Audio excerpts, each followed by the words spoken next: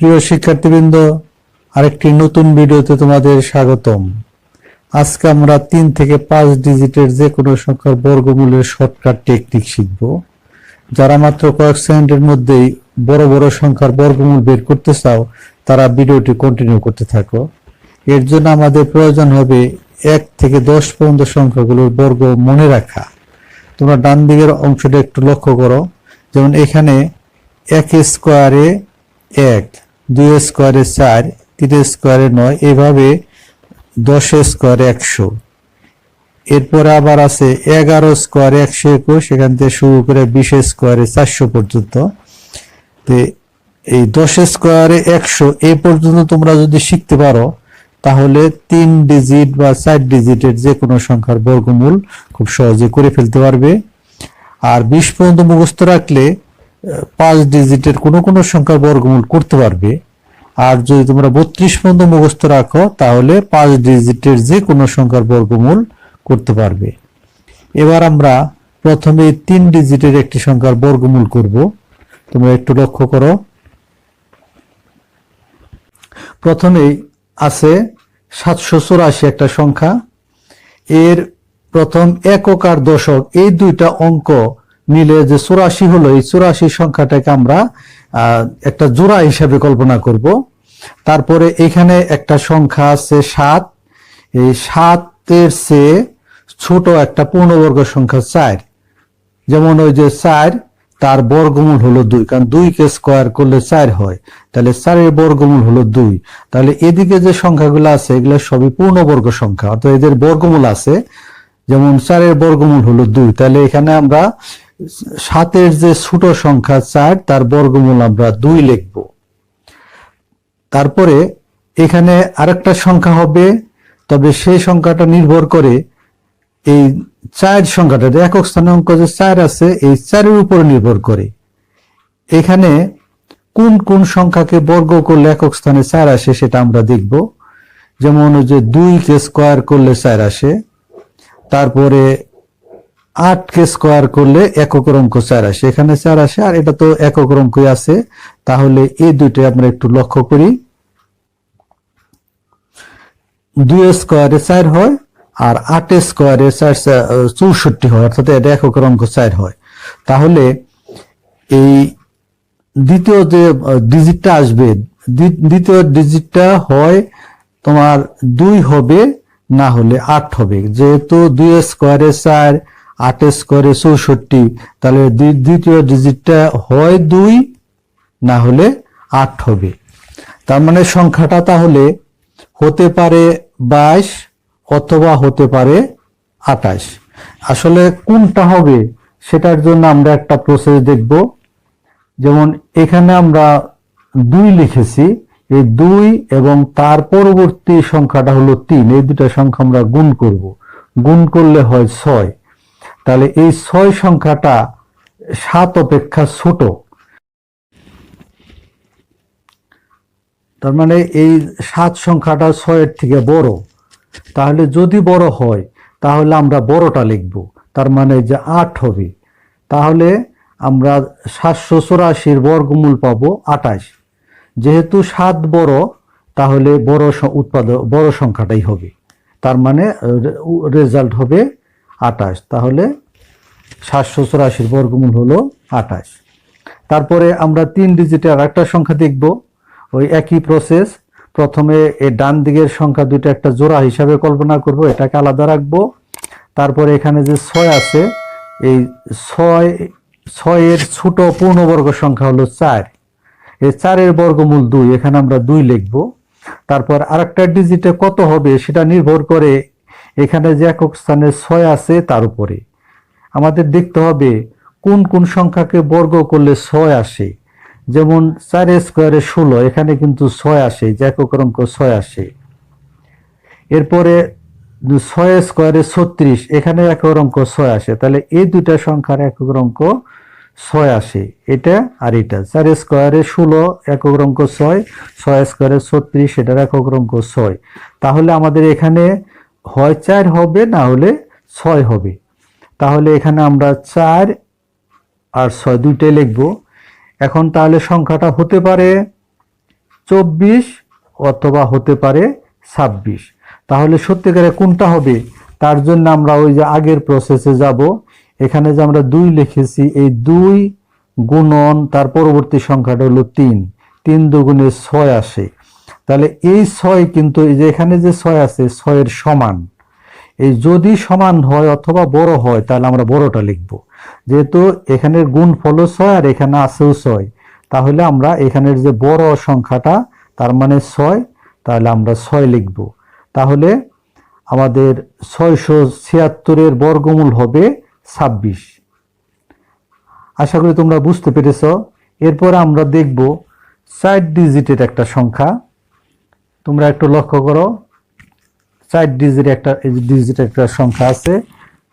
যেমন ওই আগের মতোই, যেমন প্রথমে একটা জোড়া নিব, তারপরে এখানে 2টা সংখ্যা আছে, এটাকে আমরা একটা জোড়া হিসাবেই কল্পনা করব। 44 এর বর্গমূল অবশ্য পূর্ণ সংখ্যায় নাই, কিন্তু 44 এর চেয়ে ছোট সংখ্যা হলো 36, যার বর্গমূল আছে। এই যে 6 স্কয়ারে 36 হয়, তাহলে এই 36 হলো 44 এর কাছাকাছি একটা পূর্ণবর্গ সংখ্যা, যার বর্গমূল হবে 6। তাহলে 44 এর পরিবর্তে আমরা লিখব 6। তারপরে এখানে যে আরেকটা ডিজিট হবে, সেই ডিজিটটা নির্ভর করে একক স্থানের অঙ্কের উপর, অর্থাৎ এই 9 এর উপরে। তাহলে আমাদের দেখতে হবে কোন কোন সংখ্যার বর্গ করলে একক স্থানে 9 আসে। যেমন 3 এর বর্গ 9, এরপরে 7 এর বর্গ 7 7 49, সেটার মধ্যেও 9 আছে। এই যে এখানে দেখো, এই দুইটার বেলায় তোমাদের 9 হয়। তাহলে আমাদের পরবর্তী যে সংখ্যাটা হয় 3 হবে, না হলে 7 হবে। তাহলে আমরা দুইটা সংখ্যায় লিখলাম 3 7। তাহলে এখানে লক্ষ্য করো, এই সত্যিকারে 3 হবে না 7 হবে, তার জন্য আমাদের আর একটা প্রসেস যাইতে হবে।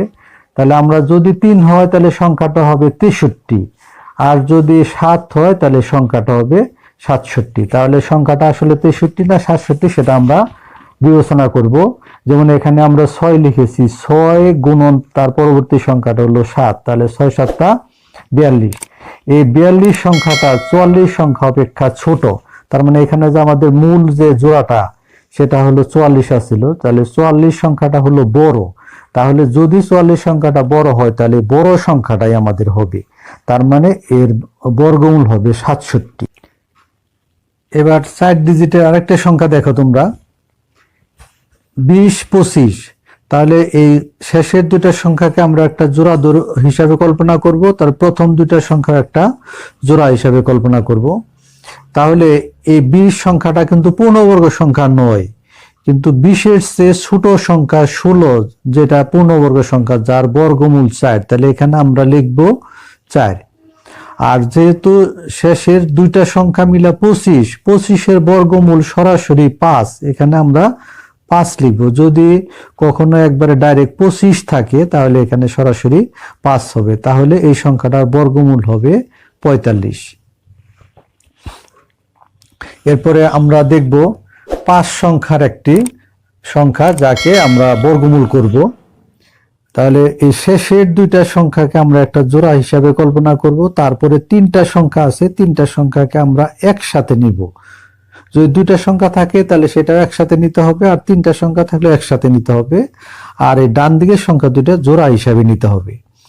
তাহলে এখানে যে 146 সংখ্যাটা আছে, এটার আমরা বর্গমূল করব। তো 146 সংখ্যাটা পূর্ণবর্গ সংখ্যা নয়, এর চেয়ে ছোট সংখ্যা হলো 144, যার বর্গমূল 12। তাহলে এখানে আমরা 12 লিখব।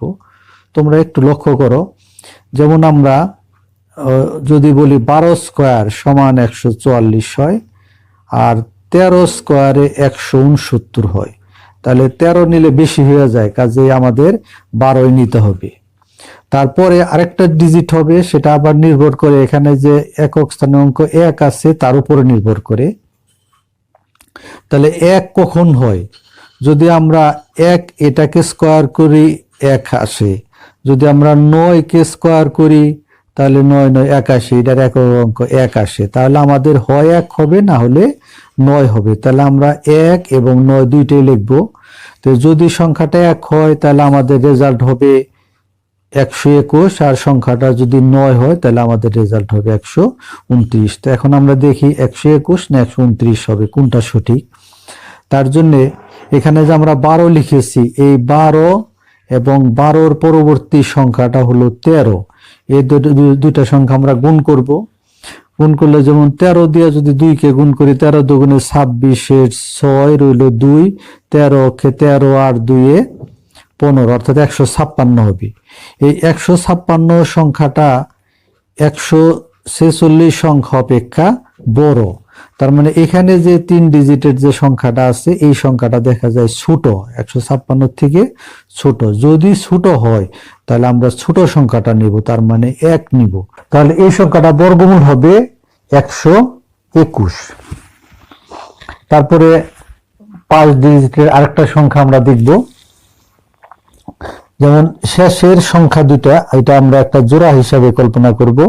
তারপরে এখানে 3টা সংখ্যা থাকে 129, এই 129 3টাকে আমরা একসাথে নিব। তো 129 যেহেতু পূর্ণবর্গ সংখ্যা নয়, তাহলে 129 অপেক্ষা ছোট 121, এই সংখ্যাটা বর্গমূল হলো 11, তাহলে আমরা এখানে 11 লিখব। তোমরা একটু লক্ষ্য করো, যেমন 11 স্কোয়ারে 121 হয়, আর 12 স্কোয়ারে 144 হয়। তাহলে এই 129 সংখ্যাটা 121 আর 144-এর মাঝামাঝি সংখ্যা, তাহলে এখানে বর্গমূল হবে 11। তারপরে এখানে যেহেতু 6 আছে, তাহলে কোন কোন সংখ্যা বর্গ করলে একক স্থানে 6 আসে সেটা আমরা জানি। যেমন 4 স্কোয়ারে 4 4 16, এটা একক স্থানে 6 আসে। আর 6 স্কোয়ারে 6 6 36, এটার একক স্থানে অঙ্ক 6 আসে। তাহলে সংখ্যাটা হবে 4 অথবা 6। তাহলে আমরা 4 এবং 6 দুইটাই লিখব। যদি সংখ্যাটা 4 হয় তাহলে আমাদের রেজাল্ট হবে 114, আর যদি সংখ্যাটা 6 হয় তাহলে আমাদের রেজাল্ট হবে 116। তো এখানে একটা মজার ব্যাপার হলো, এই দুইটা সংখ্যা মিলিয়ে সবসময় 10 হবে। যদি আমরা একটা সংখ্যা বের করতে পারি, তাহলে যেমন একটা সংখ্যা 4, তাহলে অপরটা 6 হবে। তোমরা এই জিনিসটা একটু খেয়াল রাখবে, সবসময় এই জিনিসটাই হবে। যেমন এই যে আগেরটা, এখানে 1 আসছিল, এখানে 9, তাহলে দুইটা মিলে 10। এখানে 4 আসছে, তাহলে পরবর্তীটা 6 হবে, তাহলে দুইটা মিলে সবসময় 10 হবে। তাহলে একটা যদি আমরা বের করতে পারি, তাহলে আরেকটা এমনিতেই পাওয়া যাবে 10-এর থেকে বিয়োগ করার পরে। তাহলে এখন আমরা দেখি, এই এখানে যে আমরা 11 লিখছি, এই 11 এবং 11-র যে পরবর্তী সংখ্যাটা হলো 12, এই দুটা গুণ করলে রেজাল্ট হয় 12 কে 12 2 হাতে 1, 12 কে 12 1 13, অর্থাৎ 132 হয়। তো 132 সংখ্যাটা হলো 129 অপেক্ষা বৃহত্তর। এই যে আমাদের মূল যে 3টা ডিজিটের একটা সংখ্যা 129 এসে 132 বড়। তাহলে যেহেতু মূল সংখ্যাটা ছোট, তাহলে আমাদের ছোটটাই নিতে হবে, তার মানে আমাদের 4 নিতে হবে। তাহলে এই সংখ্যাটার বর্গমূল হবে 114। আশা করি তোমরা সবাই বুঝতে পেরেছো। এরপরে যদি বোঝার কোনো সমস্যা থাকে তাহলে আমাকে কমেন্টস করে জানাবে। সবাইকে অসংখ্য ধন্যবাদ জানিয়ে আজকের মতো এখানেই শেষ করছি। আর বন্ধুরা যারা আমার চ্যানেলটি সাবস্ক্রাইব করেছো তাদেরকে অসংখ্য ধন্যবাদ। আর যারা এখনো চ্যানেলটি সাবস্ক্রাইব করেনি তারা আমার চ্যানেলটি সাবস্ক্রাইব করে নাও এবং বেল আইকনটি অন করে রাখো।